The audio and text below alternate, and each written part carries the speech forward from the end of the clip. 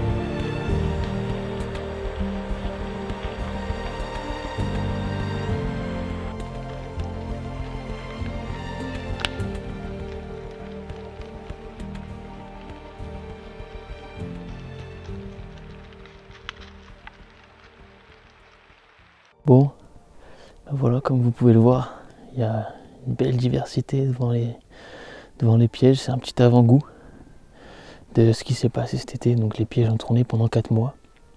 Il y a eu plusieurs relèves, il y a des pièges qui ont matché un peu plus que d'autres.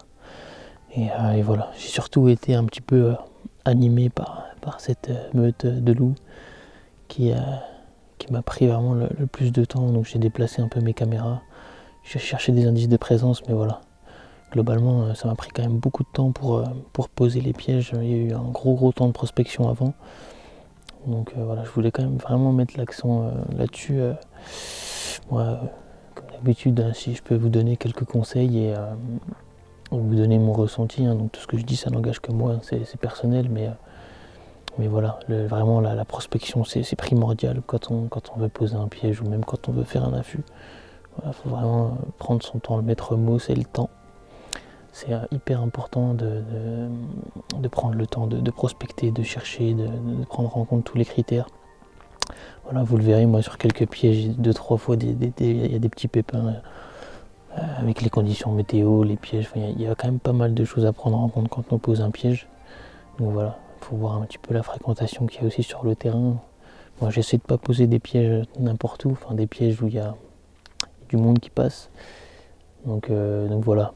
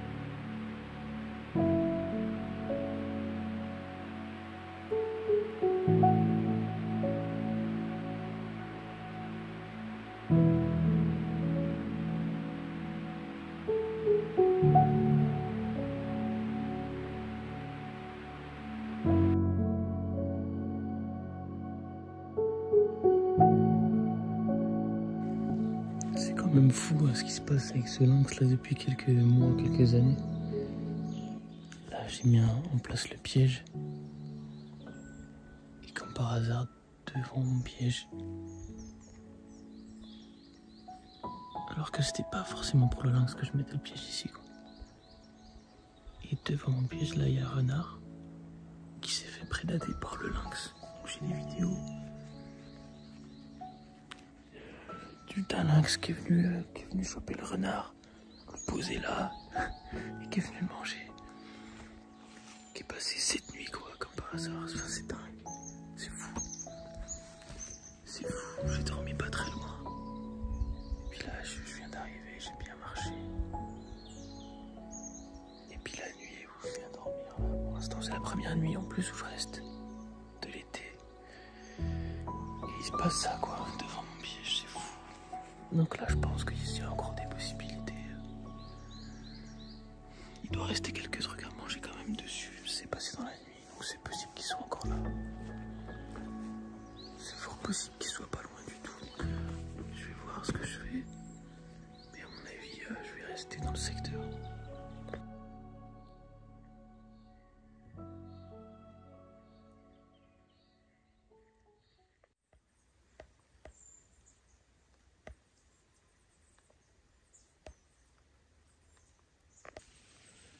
Un petit peu de pluie, ça fait du bien.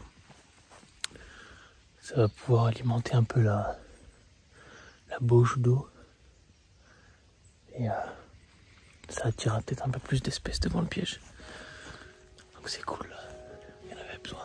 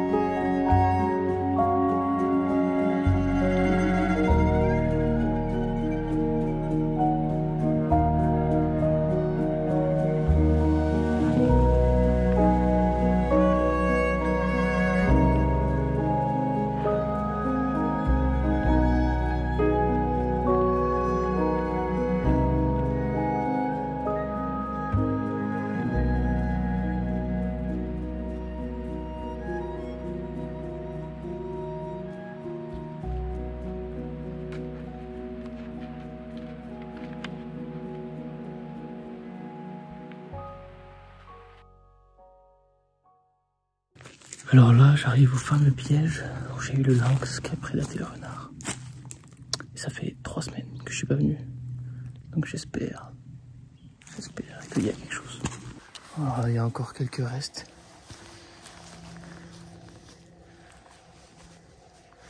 Et là, le piège est juste là.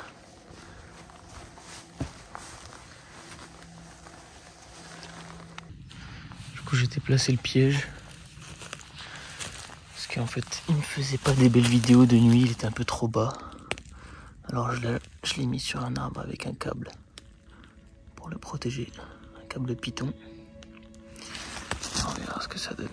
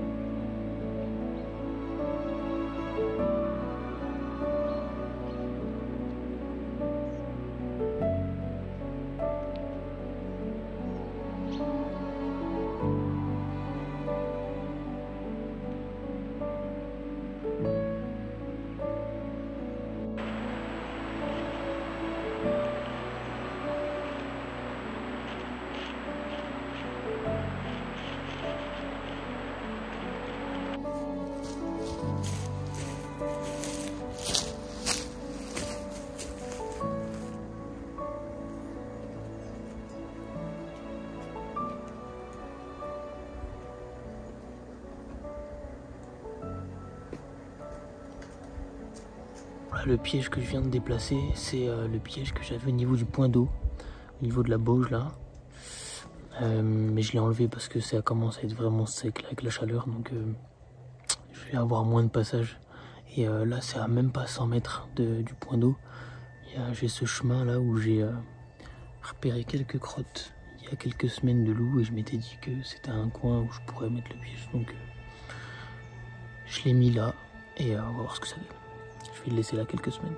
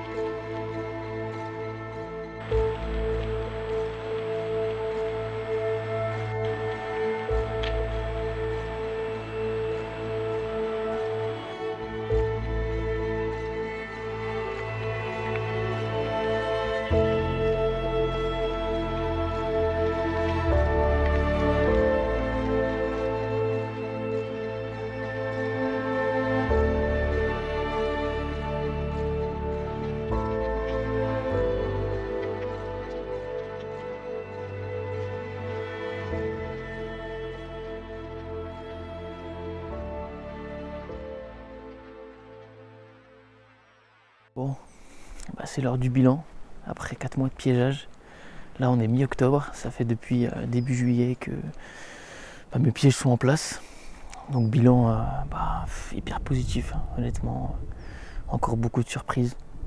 La magie des pièges photo, quoi. J'ai envie de dire encore une fois, c'est surprenant parce que forcément on s'attend à des belles surprises, mais c'est toujours encore plus beau que ce qu'on imagine. Et voilà, maintenant la suite ça va être de voir ce qui va se passer cet hiver. Je vais quand même laisser quelques pièges, là j'en ai récupéré 2-3.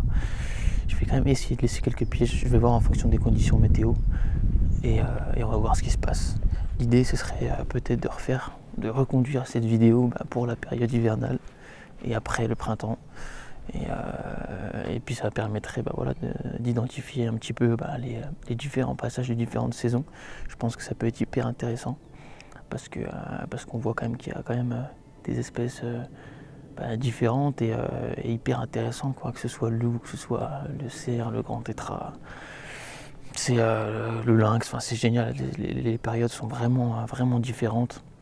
Il y a des périodes où je vais avoir d'autres images, donc d'autres espèces, donc vraiment hâte de voir la suite. Donc voilà, je pense que ça peut valoir le coup de prévoir un épisode 2. Dites-moi ce que vous en pensez. N'hésitez pas, si vous avez des retours, à me faire en commentaire. Voilà, je vous remercie d'avance et je remercie tous ceux qui ont contribué à ce que ce projet se réalise, parce que ça prend quand même du temps, ça demande du matériel. Donc voilà, je remercie tous ceux qui m'ont aidé et nous on se retrouve pour de nouvelles aventures.